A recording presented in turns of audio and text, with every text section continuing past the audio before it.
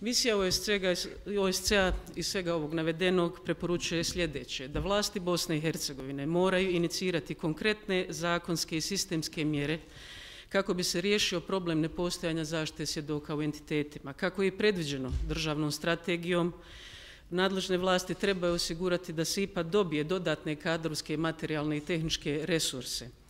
Akteri pravosudnog sistema također se moraju ozbiljno pozabaviti ispitivanjem ozbiljnosti i postojanja prijetnji i podmićivanja upućenim svjedocima. Također vlasti Bosne i Hercegovine moraju osigurati potrebna materijalna i tehnička sredstva sudovima u entitetima kako bi se uspostavio sistem zaštite u sudnici.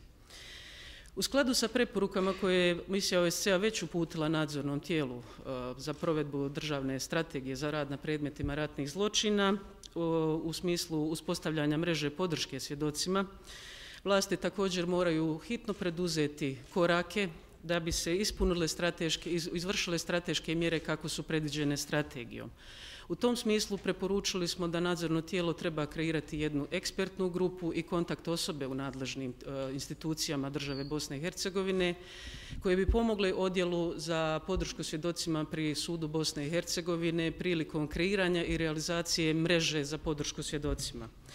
Također treba isto razmotriti jačanje postojećih kapaciteta za podršku svjedocima koji postoje na državnom nivou.